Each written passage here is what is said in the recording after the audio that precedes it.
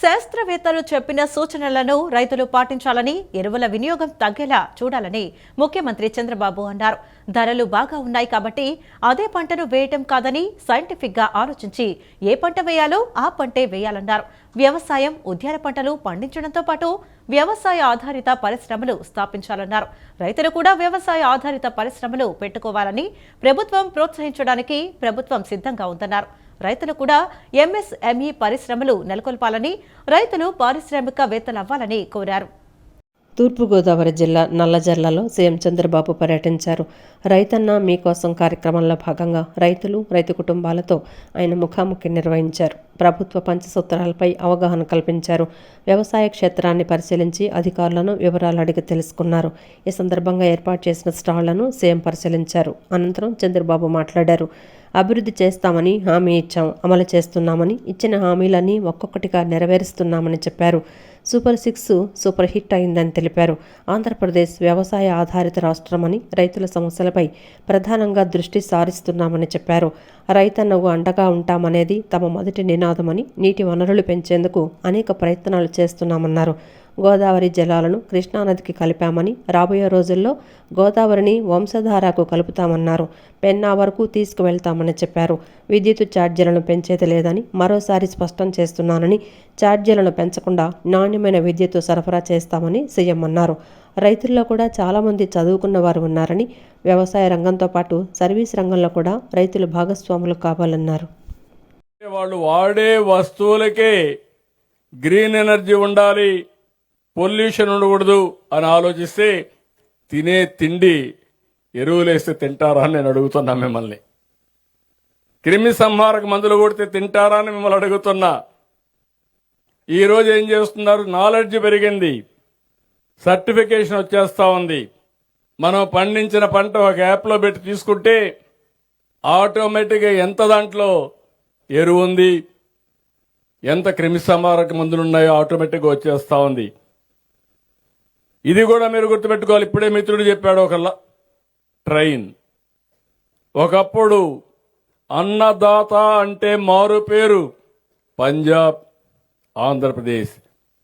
పంజాబ్ నుంచి ఎవ్రీడే ఒక 2 ట్రైన్లు ఢిల్లీకి వెళ్తున్నాయి. ప్రత్యేకంగా క్యాన్సర్ పేషెంట్లు తీసుకొని ఢిల్లీకి వెళ్లి ట్రీట్మెంట్ ఇచ్చి మళ్ళా తీసుకొస్తున్నారు. దానికి మీరు గుర్తుపెట్టుకోవాల్సింది, అలాంటి పరిస్థితి రాష్ట్రానికే కాదు, ఇక్కడుండే రైతు దేశానికి, ప్రపంచానికి అలాంటి పరిస్థితి క్రియేట్ చేయకూడదు. అది నా రైతాంగం యొక్క పట్టుదల. గిట్టుబాటు ధర రావాలి. అదే సమయంలో ఎక్కడికక్కడ ఆదాయాన్ని కూడా పెంచుకుంటూ మనం ముందుకు పోవాల్సిన అవసరం ఉంది. అందుకే ఆహారపు అలవాట్లు కూడా పెరిగాయి. ఒకప్పుడు అందరూ వరే తినేవాళ్ళం, రాయలసీమ లేదు జొన్నలే తినేవాళ్ళు, రాగులే తినేవాళ్ళు. ఎప్పుడైనా పెద్ద పెద్ద కుటుంబాలు మాత్రం రైస్ తినేవాళ్ళు. మన నాయకుడు ఎన్టీ రామారావు గారు వచ్చిన తర్వాత ₹2 కేజీ బియ్యం పెట్టి అందరూ కూడా వరిధాన్యం తినే పరిస్థితికి వచ్చాం. అయితే దీనివల్ల లాభ నష్టాలు కూడా వచ్చాయి. దానివల్ల లాభ నష్టాలు చూస్తే రాగి తినే వాళ్ళకి ఎప్పుడు డయాబెటీస్ రాదు, షుగర్ రాదు. ఇప్పుడు అక్కడ కూడా షుగర్ వస్తూ ఉంది. ఇప్పుడు ఈస్ట్ గోదావరి, వెస్ట్ గోదావరి కాకుండా అక్కడ వచ్చే పరిస్థితి వచ్చింది. ఇప్పుడు ఆహారపు అలవాట్లు మారిపోయినాయి. కొంతమంది రైస్ తినడం మానేశారు. మీరేమనుకోపోతే నేను కూడా రైస్ తిన్నాను. పంచాయతీ నుంచి పార్లమెంట్ వరకు అభివృద్ధి కార్యక్రమాల్లో జనసేన నేతలు, కార్యకర్తలు భాగస్వాములు కావాలని ఆ పార్టీ అధినేత డిప్యూటీ సీఎం పవన్ కళ్యాణ్ పిలుపునిచ్చారు. తమ ప్రాంత అభివృద్ధి, అవసరమైన మౌలిక సదుపాయాల కల్పనలో క్రియాశీలకంగా వ్యవహరించేలా పార్టీ శ్రేణులను ముందుకు తీసుకువెళ్లమని పవన్ దిశానిర్దేశం చేశారు. జనసేన కమిటీల నిర్మాణంలో భాగంగా గ్రామ స్థాయిలో 5గురితో కమిటీని నియమించాలని, గ్రామాభివృద్ధిలో వారు భాగమయ్యేలా చూద్దామన్నారు. గ్రామ స్థాయి నుంచి నియోజకవర్గ స్థాయి వరకు పార్టీ కార్యక్రమాల నిర్వహణ బాధ్యతలకు 5గురు చొప్పున సభ్యులతో కమిటీలు ఏర్పాటు చేయాలని సూచించారు. మంగళగిరిలోని జనసేన కేంద్ర కార్యాలయంలో పార్టీ ముఖ్య నేతలతో ఆ పార్టీ అధినేత డిప్యూటీ సీఎం పవన్ కళ్యాణ్ సమావేశమయ్యారు. జనసేన కమిటీల నిర్మాణంలో భాగంగా గ్రామస్థాయిలో 5గురితో కమిటీని నియమించాలని, గ్రామాభివృద్ధిలో వారు భాగమయ్యేలా చేద్దామన్నారు. గ్రామస్థాయి నుంచి నియోజకవర్గ స్థాయి వరకు పార్టీ కార్యక్రమాల నిర్వహణ బాధ్యతలకు 5గురు చొప్పున సభ్యులతో కమిటీలు ఏర్పాటు చేయాలని సూచించారు. నామినేటెడ్ పదవులపైన పవన్ సమీక్షించారు. రాష్ట్ర స్థాయి నుంచి క్షేత్రస్థాయి వరకు జనసేన పొందిన పదవుల వివరాలను పవన్ పరిశీలించారు. మిగిలిన పదవుల భర్తీపై ఆయన పలు సూచనలు చేశారు. కూటమి ధర్మాన్ని అనుసరించి ముందుకెళ్లడంతో పాటు పార్టీ కోసం చిత్తశుద్ధితో పనిచేసిన వారికి వివిధ దశల్లో గుర్తింపు, బాధ్యతలు అందించే దిశగా ప్రయాణిస్తున్నామని చెప్పారు. పార్టీ అంతర్గత వ్యవహారాలకు సంబంధించి నెలకొన్న అంశాలను పరిష్కరించేందుకు ఉద్దేశించిన కాన్సెప్ట్ మేనేజ్మెంట్ విభాగాన్ని కేంద్ర కార్యాలయం నుంచే పర్యవేక్షించాలని పవన్ స్పష్టం చేశారు. ఈ విభాగంలో 11 మంది వరకు సభ్యులను నియమించాలని నిర్ణయించారు. ఇకపై ప్రతి కమిటీలో మహిళలకు స్థానం కల్పించాలన్నారు. 5గురు సభ్యులు ఉండే కమిటీలో తప్పనిసరిగా ఒకరు, గరిష్టంగా 2 వీర మహిళలు సభ్యులుగా ఉండాలని చెప్పారు. 11 మంది సభ్యులు ఉండే కమిటీలో 3 వీర మహిళలకు స్థానం కల్పించాలని పవన్ నిర్దేశించారు. గిరిజన విద్యార్థులు చదువు మాత్రమే కాకుండా సంస్కృతి, సంప్రదాయాలు కూడా నేర్చుకోవాలని కేంద్ర గిరిజన వ్యవహారాల శాఖ మంత్రి జువల్ ఓరం వెల్లడించారు. జవహర్లాల్ నవోదయ కేంద్రీయ విద్యాలయాలు, సైనిక్ స్కూళ్ల తరహాలోనే ఈఎంఆర్ఎస్ పాఠశాలలను అభివృద్ధి చేస్తామని కేంద్ర మంత్రి ఓరం స్పష్టం చేశారు. ఈఎంఆర్ఎస్ బాలబాలికలు అన్ని రంగాల్లో రాణించాలని ఆయన ఆకాంక్షించారు. విద్యార్థులకు హిందీ, ఇంగ్లీష్, ప్రాంతీయ భాష కూడా ముఖ్యమే అన్నారు. క్రీడల్లో కూడా గిరిజన విద్యార్థులు మెరుస్తున్నారన్నారు. గుంటూరు జిల్లా వడ్డేశ్వరంలోని కేఎల్ యూనివర్సిటీ వేదికగా నిర్వహిస్తున్న ఉద్భవ్ 2025 వేడుకలు ఘనంగా ప్రారంభమయ్యాయి. కేంద్ర గిరిజన వ్యవహారాల శాఖ మంత్రి జువల్ ఓరం ముఖ్య అతిథిగా హాజరయ్యారు. 6వ జాతీయ ఈఎంఆర్ఎస్ సంస్కృతి, సాహిత్య, కళా ఉత్సవాన్ని జువల్ ఓరం ఆవిష్కరించారు. అనంతరం కేంద్ర మంత్రిని రాష్ట్ర మంత్రి గుమ్మిడి సంధ్యారాణి సన్మానించారు. అంతకుముందు ముఖ్య అతిథిగా వచ్చిన కేంద్ర మంత్రి ఓరంను ఈఎంఆర్ఎస్ విద్యార్థులు గిరిజన సాంప్రదాయ నృత్యాల నడుమ స్వాగతం పలికారు. అనంతరం ఆయన సభా ప్రాంగణం వద్ద గిరిజన సాంప్రదాయాలు ప్రతిబింబించేలా ఏర్పాటు చేసిన ప్రదర్శనను ఆసక్తిగా తిలకించారు. బొమ్మలను పరిశీలించారు. విల్లును పట్టుకొని బాణాన్ని ఆకాశానికి ఎక్కుపెట్టి కేంద్ర మంత్రి ఓరం సందడి చేశారు. అక్కడే ఏర్పాటైన గిరిజనుల ఉత్పత్తిగా అంతర్జాతీయ ఖ్యాతి పొందిన అరకు కాఫీ స్టాలును సందర్శించారు. దాంతోపాటు గిరిజనులు ఉత్పత్తి అయిన తేనె బాటిళ్లను పరిశీలించారు. ఈ సందర్భంగా ఆయన మాట్లాడుతూ జవహర్లాల్ నవోదయ కేంద్రీయ విద్యాలయాలు, సైనిక్ స్కూళ్ల తరహాలోని ఈఎంఆర్ఎస్ పాఠశాలలను అభివృద్ధి చేస్తామని కేంద్ర మంత్రి ఓరం స్పష్టం చేశారు. ఉద్భవ్ అంటే హృదయాంతరాల నుంచి బయటకు తీయటం అనే అర్థం అన్నారు. అందుకే ఈ ఉత్సవాలకు ఆ పేరు పెట్టడం జరిగిందన్నారు. ఈ సందర్భంగా ఎంతో కష్టపడి ఉత్సవాలలో లోటుపాట్లు లేకుండా నిర్వహిస్తున్న ఏపీ ప్రభుత్వం, గిరిజన శాఖ మంత్రి సంధ్యారాణి, ప్రభుత్వ ముఖ్య కార్యదర్శి ఎం మల్లికార్జున నాయకులను ఆయన అభినందించారు. इसके बारे में बहुत सारे लोगों को जानकारी नहीं है, लेकिन हम दे सकते हैं और ये एक उसका प्रॉपर फॉर्म है। उद्भावना से उद्भव होता है। उद्भावना मतलब आप उसको खोज के निकाल पाए हो, आप उसको निकाल लिया है, इसलिए उसको उद्भावना है। लेकिन उद्भव क्या है? मतलब वो है, कहाँ है? छिपा हुआ है। उस छिपा हुआ चीज को, उद्भव को निकाल के लाना है, ये हमारा लक्ष्य है, ये हमारा काम है। इसके कारण हम साल में एक बार ये हमारा ये प्रोग्राम हम लोग करते हैं। मेरा पूरा विश्वास है कि ये कल्चरल, लिटरेचर और बाकी कला जो हमारा लोकल ये कला है, అనంతరం ఏపీ గిరిజన సంక్షేమ శాఖ మంత్రి సంధ్యారాణి మాట్లాడుతూ చిన్నారుల్లోనే ప్రతిభ, సృజనాత్మకతను బయటకు తీసి విశ్వాసం నింపాలనేదే లక్ష్యమన్నారు. కొత్త పరిచయాలు, కొత్త సాంప్రదాయాలను తెలుసుకునే అవకాశం ఈ ఉత్సవం వల్ల సాధ్యపడుతుందన్నారు. 405 ఈఎంఆర్ఎస్ స్కూళ్ల నుంచి 1647 మంది తరలివచ్చారని మంత్రి సంధ్యారాణి స్పష్టం చేశారు. దేశవ్యాప్తంగా ఇంత పెద్ద సంఖ్యలో చిన్నారులు పాల్గొనే వేదిక ఏపీ కావటం సంతోషకరమన్నారు. 110 మంది ఆంధ్రప్రదేశ్ విద్యార్థులు ఈ పోటీల్లో పాల్గొంటున్నట్లు పేర్కొన్నారు. And excite our children are to learn, share and celebrate together. Our state is working hard. Our CM Honorable Nara Chandrababu Naidu garu working very hard for the better future of tribal and backward community students. We opened new MRS Gurukulam and gives good facilities, training and equal changes for you to reach your dreams. Our goal is to help you become doctors, engineers, teachers, leaders and good citizens also. Students, remember, winning is great, but the most important things you get here and experience and courage. ముఖ్యమంత్రి చంద్రబాబు నాయుడు నేతృత్వంలోని కూటమి ప్రభుత్వం సంక్షేమానికి అభివృద్ధికి కట్టుబడి ఉందని central MLA bonda Umamaheswararao వెల్లడించారు. అంతర్జాతీయ దివ్యాంగుల దినోత్సవం సందర్భంగా తుమ్మలపల్లి కళాక్షేత్రంలో దివ్యాంగులందరికీ ట్రై స్కూటర్లు అందించే కార్యక్రమాన్ని చేపట్టామని చెప్పారు. రాష్ట్రంలో ఉన్న దివ్యాంగులందరికీ ప్రభుత్వం తన సహాయ సహకారాలు అందిస్తుందన్నారు.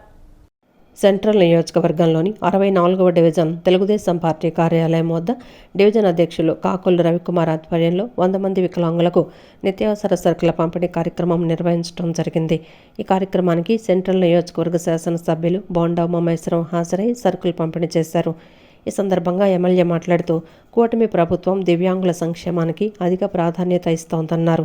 గతంలో దివ్యాంగులకు కేవలం 500 రూపాయల పింఛన్ మాత్రమే లభించేదని, ముఖ్యమంత్రి చంద్రబాబు నాయుడు కృషితో ఆ పింఛన్ ఏకంగా 6,000 రూపాయలకు పెంచి క్రమబద్ధంగా ప్రతి నెల 1వ తారీఖున ఇంటింటికి వెళ్లి పింఛన్ అందిస్తున్నామన్నారు. 6,000 రూపాయల పింఛన్తో వారికి ఆర్థిక భద్రత లభించిందన్నారు. ఆత్మధైర్యంతో ప్రభుత్వ సహాయంతో గౌరవంగా జీవిస్తున్నారన్నారు. అంతర్జాతీయ దివ్యాంగుల దినోత్సవం సందర్భంగా దివ్యాంగులకు శుభాకాంక్షలు తెలిపారు. పేద వర్గాలకి పింఛన్లు పెంచాం, దివ్యాంగులకి పింఛన్లు పెంచాం, చదువుకునే పిల్లలందరికీ డబ్బులు ఇస్తున్నాం, తల్లికి వందనం పేరు మీద 3 గ్యాస్ బండ్లు ఇస్తున్నాం, ఉచితంగా బస్సు పెట్టాం. సాయశక్తుల పేద వర్గాలను ఆదుకోవటంలో ఈ ప్రభుత్వం అన్ని రకాలుగా ముందుకెళ్తా ఉంది. ఈరోజు అంతర్జాతీయ దివ్యాంగుల దినోత్సవం సందర్భంగా మా పార్టీ నాయకులు, మరి 64వ డివిజన్ పార్టీ అధ్యక్షుడు రవికుమారు, ఇలా ప్రధాన కార్యదర్శి బాబు, భవానీ, ఇక్కడ నాయకులు అందరి ఆధ్వర్యంలో ఈరోజు అంతర్జాతీయ దివ్యాంగుల దినోత్సవం సందర్భంగా వాళ్ళందరికీ నెలకు సరిపడా సరుకులు ఇచ్చాం. ఆయిలు, పప్పులు, బియ్యము అన్నీ కలిపి ఇవ్వటం వల్ల వాళ్ళకి ఒక సహాయం అయింది. ఖచ్చితంగా ఆ దేవుడు మాకు ఇచ్చిన శక్తి కొలది తప్పనిసరిగా పేద వర్గాల కోసం, దివ్యాంగుల కోసం నిత్యం పనిచేస్తాం. ఎస్సీ, బడుగు, బలహీన వర్గాల, మైనార్టీ, బీసీ వర్గాల కోసం నిరంతరం పనిచేస్తామని చెప్పి తెలియజేసుకుంటూ, ఈ సెంట్రల్ నియోజకవర్గంలోని 64వ డివిజన్ కండ్రిక 64వ డివిజన్లో ఈరోజు ఎమ్మెల్యే గారి చేతుల మీదుగా 100 మంది వికలాంగులకు నిత్యావసర సరుకులు 11 రకాల నిత్యావసర సరుకులను ఈరోజు అందించడం జరిగింది. అలాగే ఈరోజు ఇక్కడికి వచ్చిన ప్రతి ఈ డివిజన్కి సంబంధించిన 100 మంది వికలాంగులకి దివ్యాంగుల దినోత్సవ శుభాకాంక్షలు తెలియజేసుకుంటాం. తూర్పు నియోజకవర్గంలోని సమస్యలకు శాశ్వత పరిష్కారం చూపేలా చర్యలు తీసుకుంటున్నామని ఎమ్మెల్యే గద్ది రామ్మోహన్ చెప్పారు. గీతానగర్, కట్ట, భూపేష్ గుప్తా నగర్ ప్రాంతంలో భూగర్భ డ్రైనేజీ సమస్యకు కూడా శాశ్వత పరిష్కారం చూపేలా చర్యలు తీసుకున్నామని అన్నారు. అందుకోసం 1,93 లక్షల రూపాయల అంచనా వ్యయంతో ఇప్పుడు పనులు చేపడుతున్నామన్నారు. ఈ పనులు పూర్తయితే ఈ డివిజన్లో భూగర్భ డ్రైనేజీ సమస్య పూర్తి స్థాయిలో పరిష్కారమవుతుందని ఎమ్మెల్యే గద్ది రామ్మోహన్ చెప్పారు. తూర్పు నియోజకవర్గ పరిధిలోని 16వ డివిజన్లోని గీతానగర్, కట్ట, భూపేష్ గుప్తా నగర్ ఏరియాలో తూర్పు నియోజకవర్గ ఎమ్మెల్యే గద్దె రామ్మోహన్ పర్యటించారు. స్థానికంగా ఉన్న సమస్యలను ఆయన స్థానికులను అడిగి తెలుసుకున్నారు. స్థానికులు తెలియజేసిన సమస్యలను పరిష్కరించాల్సిందిగా ఆయా విభాగాల అధికారులను ఆయన కోరారు. అనంతరం 1,93 లక్షల వ్యయంతో చేపట్టిన భూగర్భ డ్రైనేజీ పనులకు ఎమ్మెల్యే గద్దె రామ్మోహన్ శంకుస్థాపన చేశారు. ఈ సందర్భంగా ఎమ్మెల్యే గద్దె రామ్మోహన్ మాట్లాడుతూ, ఈ డివిజన్లో డ్రైనేజీ సమస్యకు శాశ్వత పరిష్కారం చూపేందుకు ఇప్పుడు ఈ పనులకు శంకుస్థాపన చేస్తున్నామన్నారు. ఏ సమస్యకైనా శాశ్వత పరిష్కారం చూపేలా కూటమి ప్రభుత్వం చర్యలు తీసుకుంటుందన్నారు. ఏపీ ఐఐసీ కాలనీలోని నివాసాల దగ్గర వర్షం వచ్చినప్పుడు ఇళ్ల ముందు రోజుల తరబడి వర్షం నీరు నిల్వ ఉండేవని చెప్పారు. వర్షం వచ్చినప్పుడు ఆ ప్రాంత వాసులు ఇళ్లకు తాళాలు వేసి మరో ప్రాంతానికి అద్దెలకు వెళ్లేవారని చెప్పారు. అంత తీవ్రమైన సమస్యను తమ ప్రభుత్వం అధికారంలోకి వచ్చిన తర్వాత మద్రాస్ ఐఐటి నిపుణులకు చూపించి ప్రత్యేకంగా నిధులు మంజూరు చేయించుకొని పనులు చేపట్టి పూర్తి చేశామన్నారు. ఇప్పుడు వర్షం పడిన నిమిషాల వ్యవధిలోనే అక్కడ నీరు కాలువల్లో కలిసేలా ఏర్పాట్లు చేశామని చెప్పారు. అదేవిధంగా ఈ డివిజన్లో ఉన్న భూగర్భ డ్రైనేజీ సమస్యకు కూడా శాశ్వత పరిష్కారం చూపేలా చర్యలు తీసుకున్నామని, అందుకోసం 1,93,00,000 రూపాయల అంచనా వ్యయంతో ఇప్పుడు పనులు చేపడుతున్నామన్నారు. ఈ పనులు పూర్తయితే ఈ డివిజన్లో భూగర్భ డ్రైనేజీ సమస్య పూర్తి స్థాయిలో పరిష్కారం అవుతుందని ఎమ్మెల్యే గద్దె రామ్మోహన్ చెప్పారు. 30 సంవత్సరాల నుంచి చిన్నపాటి వర్షానికి కాలనీ మొత్తం మునిగే పరిస్థితులు ఉండగా వర్షాకాలం వచ్చిందంటే అందరూ తాళాలు వేసుకుని వేరే చోట అద్దులుకుండేవారు. వర్షాకాలం పోయితే మళ్ళీ వచ్చేవాళ్ళు. అలాంటి పరిస్థితి 2014-19లో ఇంజనీర్ల యొక్క సహకారంతో, అవసరమైతే మద్రాస్ ఐఐటి వాళ్ళ సహకారం కూడా తీసుకుని అక్కడ ఈ రోజున చుక్క నీరు వర్షం వచ్చిన తర్వాత కేవలం అరగంట లోపు నీరంతా కూడా వెళ్ళిపోయేటట్టుగా శాశ్వతమైన పరిష్కారం ఆ రోజు కూడా 2-3 కోట్లు ఖర్చు పెట్టి చేయడం జరిగింది. సో ఆ విధానంలో ఇక్కడ కూడా చేయాలని చెప్పి ఆలోచన చేసి మరి అలాంటి కార్యక్రమాన్ని చేపడతా ఉన్నాం. అధికారులు సామ్రాజ్యం గారు, ఈ గారు కానీ, లేదా సిఈ గారు, అంతకుముందున్న సిఈ గారు కానీ, ఇప్పుడున్న సిఈ గారు కానీ, ఇప్పుడు అందరూ కూడా పరిశీలించి దీనికోసం 1,93,00,000 ఖర్చు పెట్టి ఈ రోజున ఇది చేయడం, దానికి శంకుస్థాపన కూడా చేశాం. మరి కాంట్రాక్టర్ గారిని కూడా మేము ఇది ప్రత్యేకమైన కార్యక్రమం, ఎందుకంటే ఈ అండర్ గ్రౌండ్ డ్రైనేజ్ అయితే దాని వర్షాకాలం అయితే కొంచెం ఎక్కువ వస్తుంది. వర్షాకాలం లేకపోయినా కూడా పబ్లిక్ వాడే టాయిలెట్స్ వాటి వల్ల ఎక్కువగా ఇబ్బంది, చాలా రోడ్ల మీద ఇబ్బంది పడుతూ ఉన్నారు. అటు ఇటు పాదచారులు, పిల్లలు వీళ్ళందరూ కూడా ఇబ్బంది పడుతూ ఉన్నారు. దీన్ని వీలైన తొందరగా పూర్తి చేయమని వారిని కూడా అభ్యర్థించడం జరిగింది. ఇది కనుక ఈ సిస్టంలో ఖచ్చితంగా చాలా చోట్ల ఈ సిస్టంలో ప్రాబ్లం సాల్వ్ చేయడం జరిగింది కాబట్టి ఇక్కడ కూడా సాల్వ్ అవుద్దని ప్రగాఢమైన నమ్మకం. దీంతోపాటు అనంతరం డివిజన్ నాయకులు రత్నం రమేష్ మాట్లాడుతూ 16వ డివిజన్లో డ్రైనేజీ సమస్యను పరిష్కరించడానికి ఎమ్మెల్యే గద్దె రామ్మోహన్ చర్యలు తీసుకోవడం చాలా సంతోషంగా ఉందన్నారు.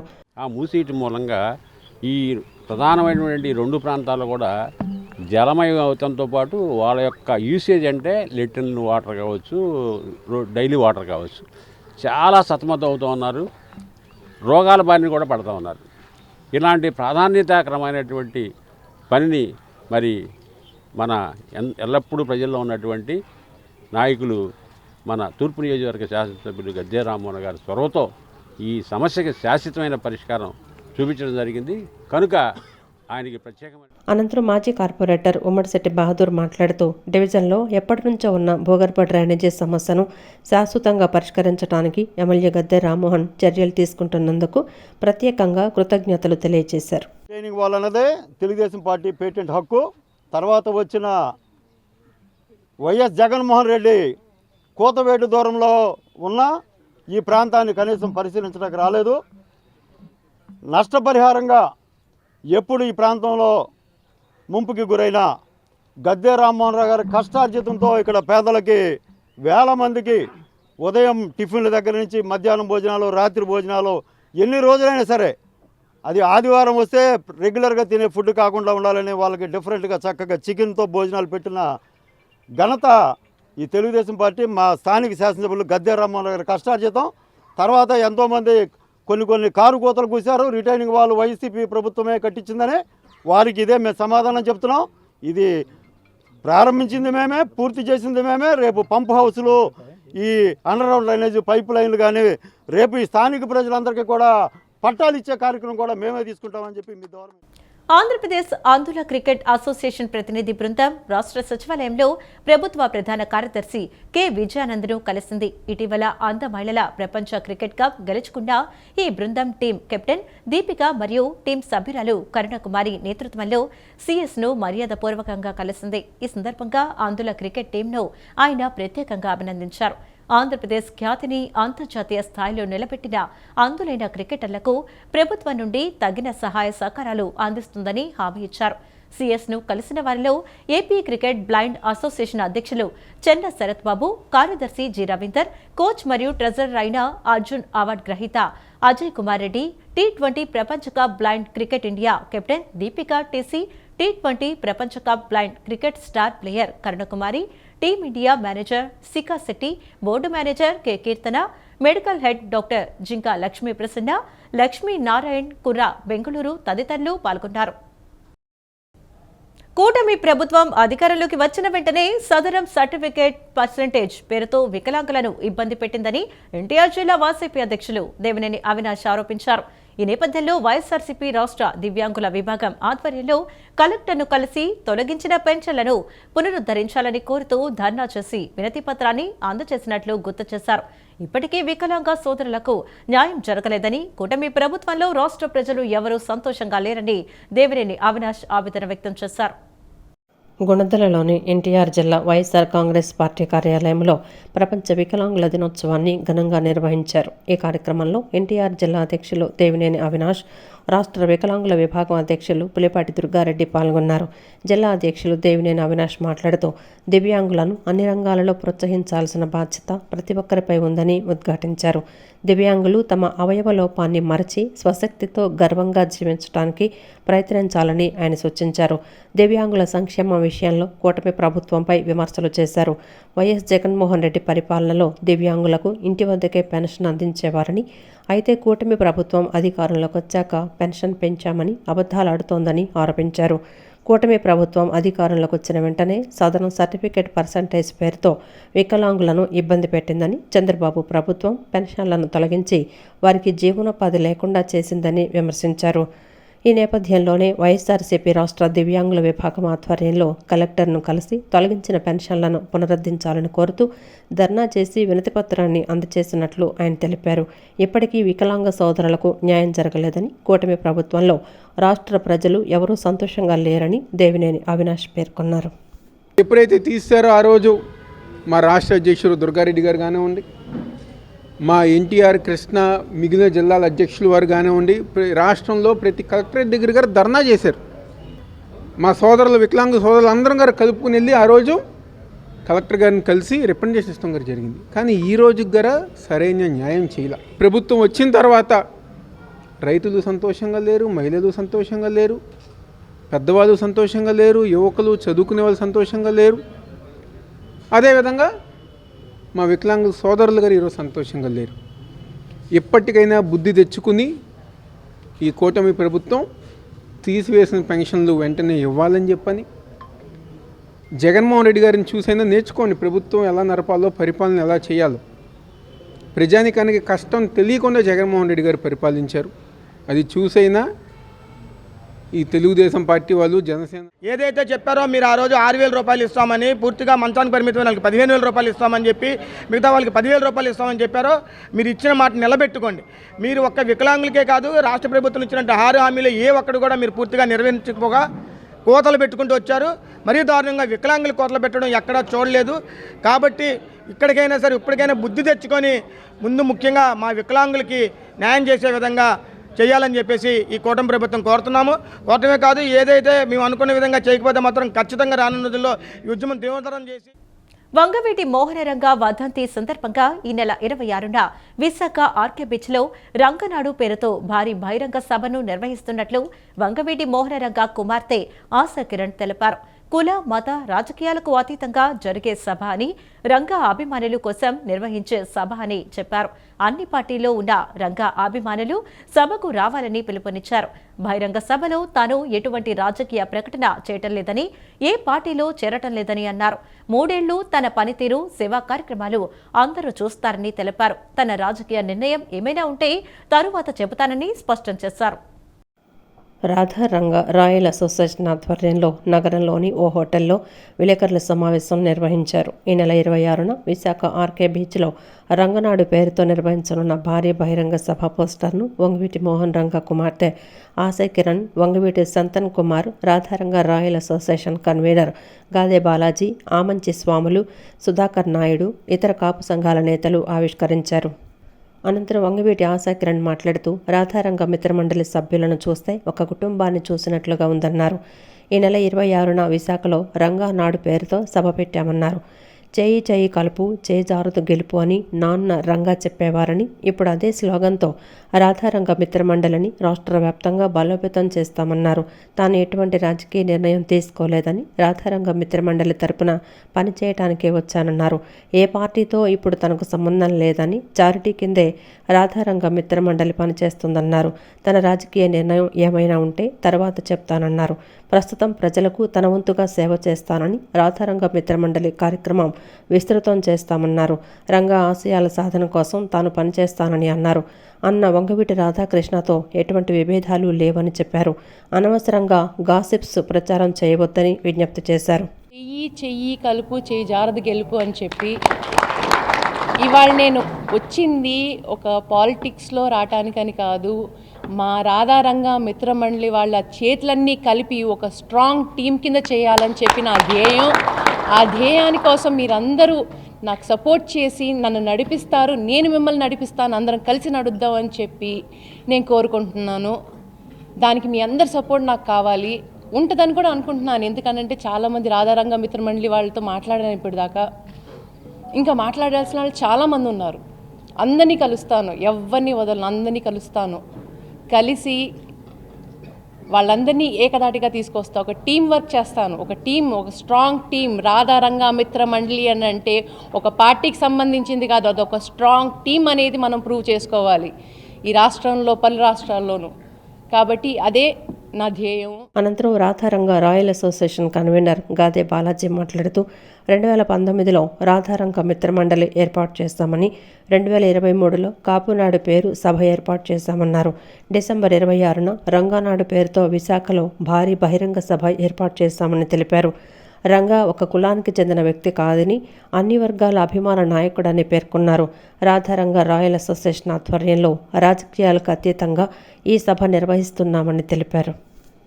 అన్ని పొలిటికల్ పార్టీస్కి ఎవరు స్వచ్ఛందంగా వాళ్ళు ఆయన ఒక కులానికి ఆపాదిస్తున్నారు. సో ఆయన బడు బలహీన వర్గాల ఆశాజ్యోతి. సో అంటే ఈ రంగానాడికి కంప్లీట్గా ఎంబీసీ 53 అయితే కులాలు అయితే ఉన్నాయో, ఒక ఎస్సీ ఎస్టీ అన్ని, ఒక మైనార్టీ అన్ని సంఘాలు కూడా యావత్ రంగానాడు కార్యక్రమానికి మద్దతు తెలపడం జరిగింది.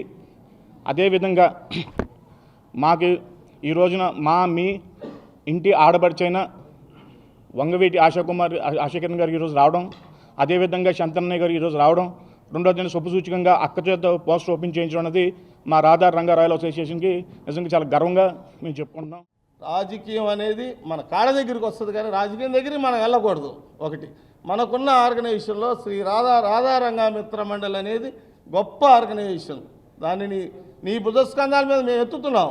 నువ్వు ప్రతి పల్లె ప్రతి వాడ తిరిగి నువ్వు అందరినీ కలిసి పెద్దలందరూ సలహాలు సూచనలు అన్నీ తీసుకుని నీవు ముందుకెళ్ళాలని చెప్పని, భవిష్యత్తులో ఎంతో ఎదగాలని చెప్పని, దానికి నా వంతు ఒక కుటుంబంలో ఇంటికి పెద్దగా అన్నగా నేను ఇచ్చే సలహా, నీకేం కావాలన్నా సరే ఎల్లప్పుడూ దేనికి వెనకాడే వ్యక్తి కాదు శంతన అనేది విజయవాడ అందరికీ తెలుసు. చావుకే ఎదురెళ్ళిన వ్యక్తిని ఇంకా నేను దేనికి భయపడతాను. కాబట్టి తల్లి ఏదైనా సరే మన అందరినీ కూడా సంప్రదించి రాధారంగ మిత్రమండలి ఇది కులానికి మతానికి సంబంధించింది కాదు, పార్టీలకు సంబంధించింది కాదు. రాధారంగ మిత్రమండలి అన్ని పార్టీలు ఉంటారు, అన్ని కులాలు ఉంటారు. అది బాబాయ్ ఆశయాలను పుణికి పుచ్చుకుని ముందుకెళ్లాలని చెప్పని నీ వెనకాల. దివ్యాంగుల సంక్షేమానికి కూటమి ప్రభుత్వం చిత్తశుద్ధితో పనిచేస్తుందని సెంట్రల్ ఎమ్మెల్యే బోండా ఉమామహేశ్వరరావు పేర్కొన్నారు. ప్రభుత్వానికి తోడు సుదీక్ష ఫౌండేషన్ వంటి సంస్థలు కూడా ముందుకు వచ్చి దివ్యాంగులకు, పేదలకు ఉచితంగా ట్రైసైకిల్స్, కృత్రిమ కాళ్లు పంపిణీ చేయడం ముదావహమని అన్నారు. ఫౌండేషన్ నిర్వాహకులు బండ్లమూడి బసవేశ్వరరావు భవిష్యత్తులో ఇలాంటి సేవా కార్యక్రమాలు మరిన్ని చేయాలని ఆకాంక్షించారు. విజయవాడ లెనిన్ సెంటర్లోని అంబేద్కర్ భవనంలో సుదీక్షణ ఫౌండేషన్ ఆధ్వర్యంలో 36వ కృత్రిమ కాళ్లు, కాలిపర్స్ పంపిణీ కార్యక్రమం జరిగింది. ఎమ్మెల్యే బోండా ఉమామహేశ్వరరావు ఈ కార్యక్రమాన్ని ప్రారంభించారు. ఈ సందర్భంగా ఆయన మాట్లాడుతూ దివ్యాంగుల కోసం ప్రభుత్వం అనేక సంక్షేమ పథకాలు అమలు చేస్తోందని ఎమ్మెల్యే ఉమామహేశ్వరరావు తెలిపారు. వినికిడి లోపం ఉన్నవారికి ఉచిత చెవిటి మిషన్లు, వీల్ చైర్లు, చదువుకునే వారికి ల్యాప్టాప్లు, అంధులకు బ్రెయిలీ సెల్ ఫోన్లు అందిస్తున్నామని తెలిపారు. అంతర్జాతీయ దివ్యాంగ దినోత్సవం సందర్భంగా తుమ్మలపల్లి క్షేత్రీయ కళాక్షేత్రంలో ముఖ్యమంత్రి చంద్రబాబు నాయుడు చదువుకునే మరియు ఉద్యోగాలు చేసే దివ్యాంగ పిల్లలకు ఉచితంగా స్కూటీలు, 3-వీలర్ స్కూటీలు ఇస్తున్నారని వెల్లడించారు. గత 18 నెలల్లో కేవలం పెన్షన్ల కోసమే 50,000 కోట్లు ఖర్చు చేశామని, పేదలు, బీసీలు, ఎస్సీలు, మైనార్టీలు, వృద్ధులు, వితంతువులు, వికలాంగులకు భద్రత, భరోసా ఇస్తున్నామని తెలియజేశారు. అలాగే వినికిడి లోపం ఉన్న మా దివ్యాంగ సోదరులకి ఉచితంగా చెవిటి మిషన్లు ఇస్తున్నాం. అలాగే వీల్ చైర్లు ఇస్తున్నాం. వాళ్ళకి అన్ని రకాలుగా చదువుకునే వాళ్ళకి ల్యాప్టాప్లు ఇస్తున్నాం. బ్లైండ్ పీపుల్కి బ్రెయిలీ సెల్ ఫోన్లు ఇస్తున్నాం. అంతేకాకుండా ఇవాళ తుమ్మలపల్లి క్షేత్రయ కళాక్షేత్రంలో అంతర్జాతీయ దివ్యాంగ దినోత్సవం సందర్భంగా గౌరవ ముఖ్యమంత్రి చంద్రబాబు నాయుడు గారు ఇచ్చేసి చదువుకునే దివ్యాంగ పిల్లలకి, ఉద్యోగాలకు వెళ్ళే పిల్లలకి స్కూటీలు, 3 వీలర్ ఉన్నటువంటి స్కూటీలు వాళ్ళకు ఉచితంగా ఇస్తున్నాం.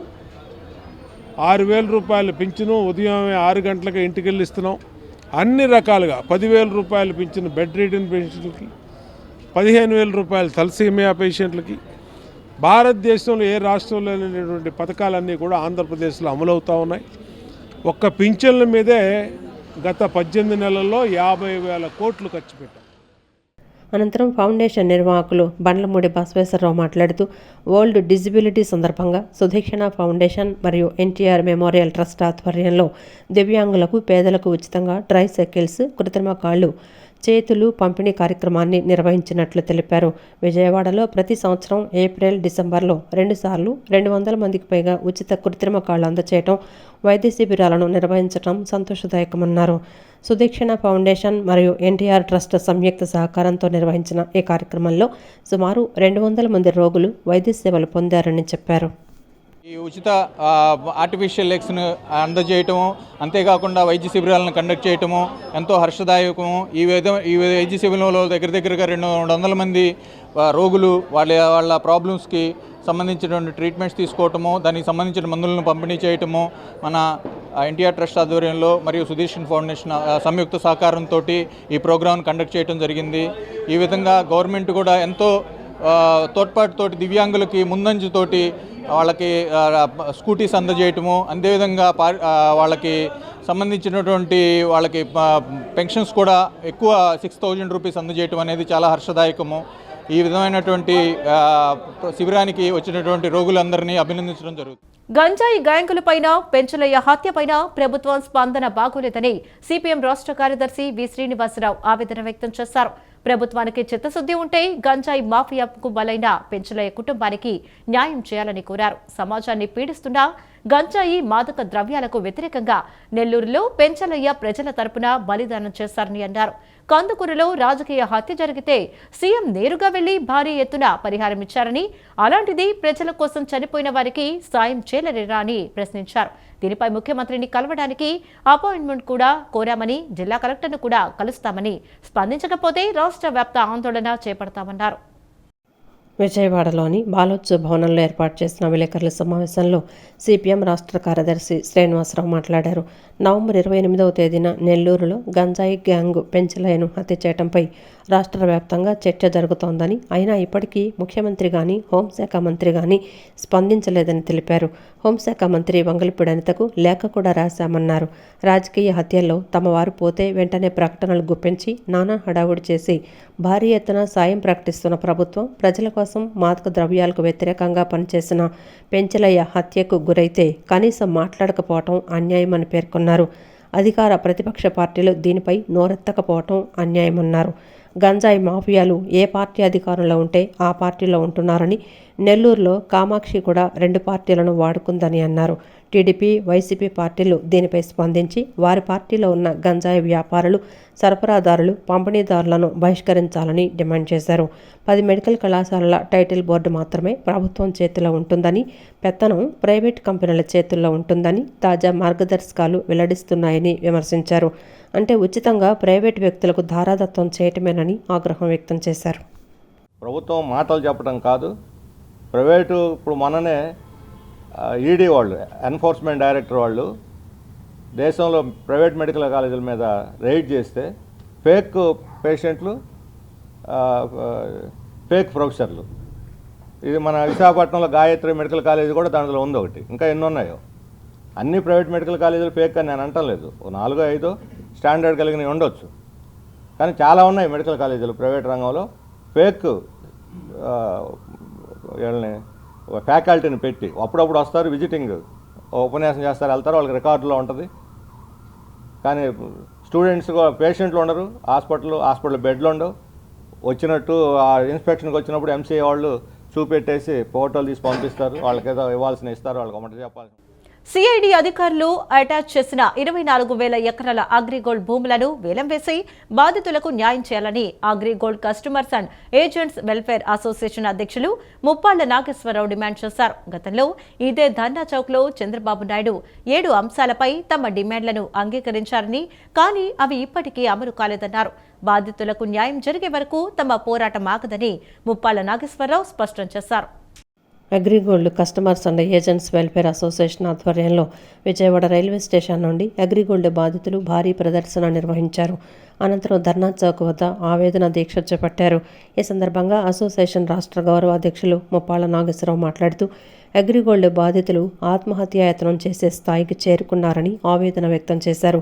అధికారంలోకి వచ్చిన తర్వాత పవన్ కళ్యాణ్కు 10 నిమిషాలు కూడా తమతో మాట్లాడటానికి సమయం దొరకలేదని, దీనిపై తాను విచారం వ్యక్తం చేస్తున్నారని తెలిపారు. గతంలో పవన్ కళ్యాణ్ అండగా ఉంటానని హామీ ఇచ్చారని, ఆ నమ్మకంతోనే కళాక్షేత్రంలో సభ నిర్వహించినట్లు గుర్తు చేశారు. గతంలో ఇదే ధర్నా చౌక్లో చంద్రబాబు నాయుడు 7 అంశాలపై తమ డిమాండ్లను అంగీకరించారని, అయితే అవి అమలు కాకపోవడంతో ఇచ్చాపురం నుండి హిందూపురం దాకా 33 రోజుల బస్సు యాత్ర చేసిన విషయాన్ని కూడా ఆయన ఈ సందర్భంగా ప్రస్తావించారు.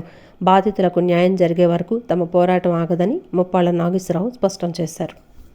ఆ కుటుంబాన్ని ఓదార్చి వాళ్ళందరికీ నచ్చజెప్పి క్షణాల్లో సిట్ చేపించి వాళ్ళకి కావాల్సినంత భూములు ఇప్పించి న్యాయం చేయడానికి అంత ఎత్తు ప్రతిపాదన పనిచేశారే. మన రాష్ట్రంలో 9.5 లక్షల మంది, బయట రాష్ట్రాల్లో 10 లక్షల మంది, సుమారు 20 లక్షల మంది ఈ బాధితులు చంద్రబాబు నాయుడు గారిని ఈ 8 రాష్ట్రాల్లో ఈయన్నే ముఖ్యమంత్రిగా చూస్తున్నారు. మనం గవర్నమెంట్ డబ్బు ఇస్తే మన రాష్ట్ర ప్రజలకు మాత్రమే ఇవ్వాలా, మిగిలిన రాష్ట్రాలకు ఇవ్వడానికి కుదరదు. అగ్రిగోల్డ్ కంపెనీ ఆస్తులన్నీ ఇస్తే 8 రాష్ట్రాల వాళ్ళకి ఇవ్వాలా. అదే మన అసోసియేషన్ స్టాండ్ మొదటి నుంచి కూడా.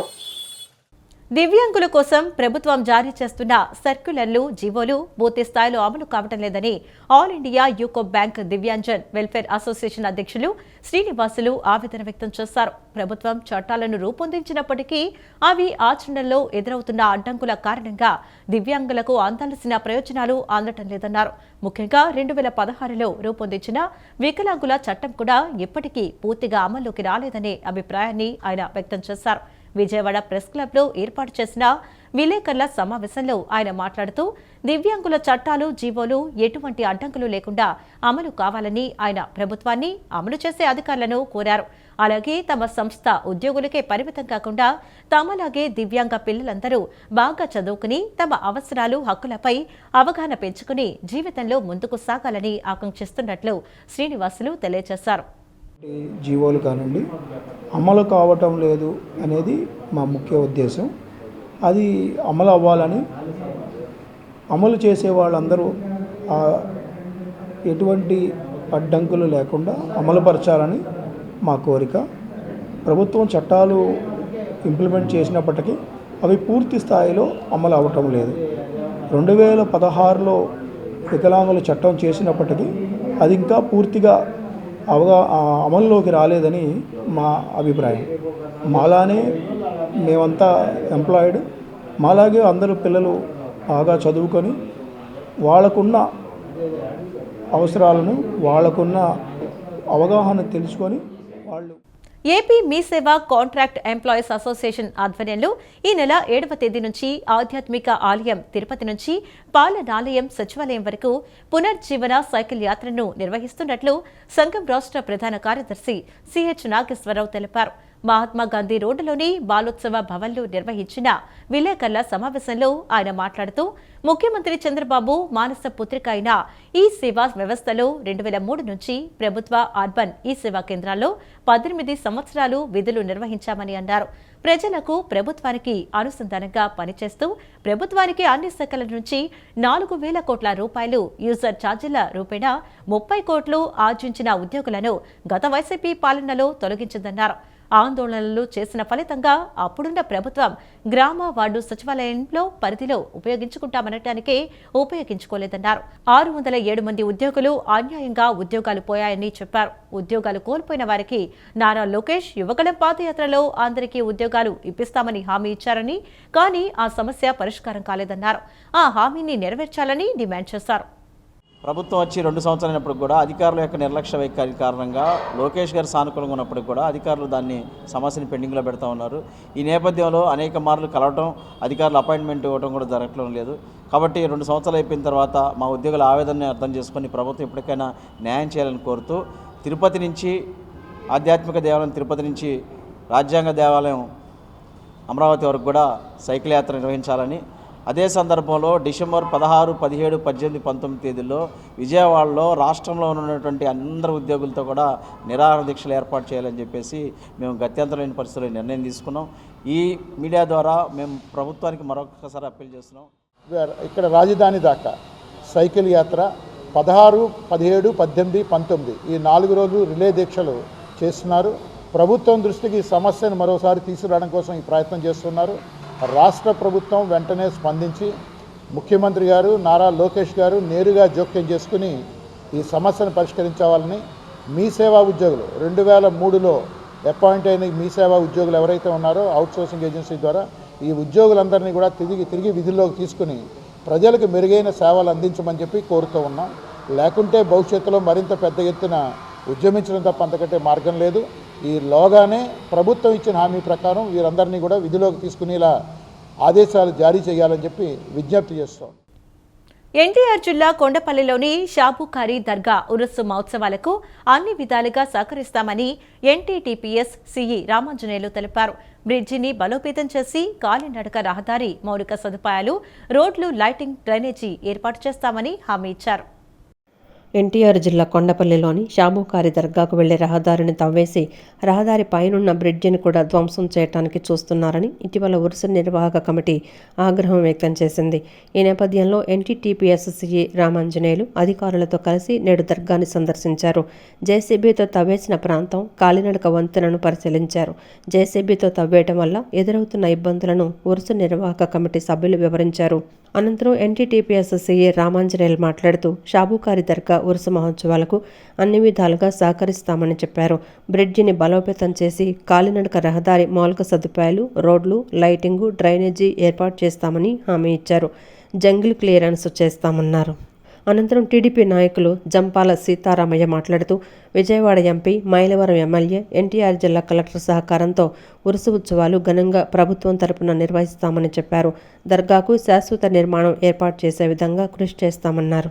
అనంతరం ఉరుసు ఉత్సవాల కమిటీ చైర్మన్ అల్తాఫ్ బాబా మాట్లాడుతూ కలెక్టర్ సమీక్షా సమావేశం నిర్వహిస్తామని హామీ ఇచ్చిన నేపథ్యంలో వీటీపీఎస్ రహదారి ధ్వంసం చేయడం సరైన పని కాదన్నారు.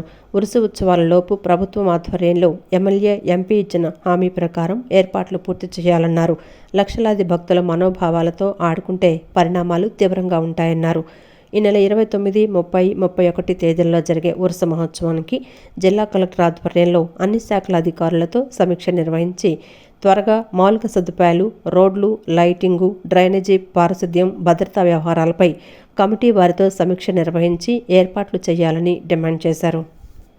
గత ఎన్నికల ప్రచారంలో భాగంగా పార్లమెంట్ సభ్యులని, శాసనసభ్యులను కూడా ఇక్కడ తీసుకురావటం, కేశినేని చెన్నై గారిని, అదేవిధంగా వసంత వెంకటకృష్ణ ప్రసాద్ గారిని తీసుకురావటం, వారు కూడా ఇది చూసి తప్పకుండా దీనికి పర్మనెంట్గా బ్రిడ్జ్ ఏర్పాటు చేసే విధంగా చేస్తామని చెప్పి హామీ ఇచ్చారు.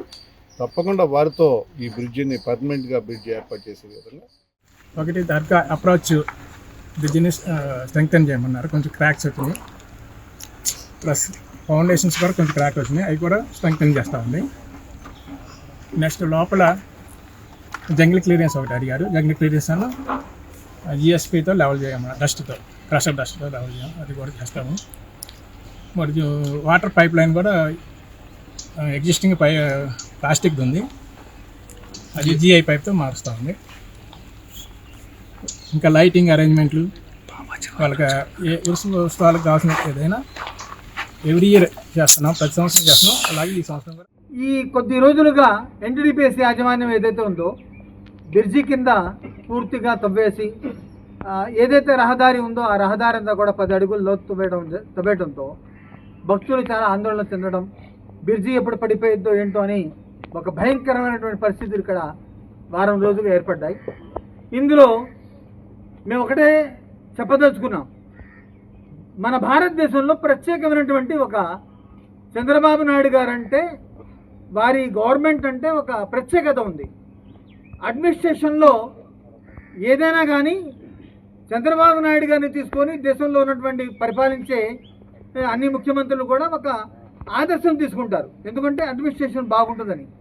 కానీ పత్రికల్లో ఇన్ని రోజుల నుంచి సోషల్ మీడియాలో కానీ వస్తున్నా కూడా అధికారులు కనీస చలనం కూడా లేకపోవడం, అధికారులు కనీసం స్పందించకపోవడం చాలా బాధాకరమైనటువంటి విషయం. చినకంచిలో డిసెంబర్ 1, 2, 3 తారీఖుల్లో శ్రీ స్వామినాథ స్వామివారి బ్రహ్మోత్సవాలు అత్యంత వైభవంగా నిర్వహించారు. 1వ తేదీన గణపతి పూజ, అంకురారోహణ, పంచక వ్యభ్రాసన, పుణ్య హవచన వంటి కార్యక్రమాలతో ప్రారంభమైన ఈ బ్రహ్మోత్సవాలు సాయంత్రం ధ్వజారోహణ చేశారు. సుబ్రహ్మణ్య స్వామి వాహనమైన మయూర ధ్వజాన్ని ధ్వజస్తంభంపై ఆవాహనం చేసి బ్రహ్మాది దేవతలను అందరినీ ఆహ్వానించారు. ఈ రోజు ఉదయం హోమాలు నిర్వహించి సాయంత్రం 6 గంటలకు వల్లి దేవసేన సమేత శ్రీ సుబ్రహ్మణ్య స్వామి వారికి కళ్యాణ మహోత్సవం అత్యంత వైభవంగా నిర్వహించారు. రేపు వసంతోత్సవం పూర్ణాహుతి జరిపి ధ్వజారోహణ చేయడంతో కార్యక్రమాలు ముగుస్తాయని తెలిపారు.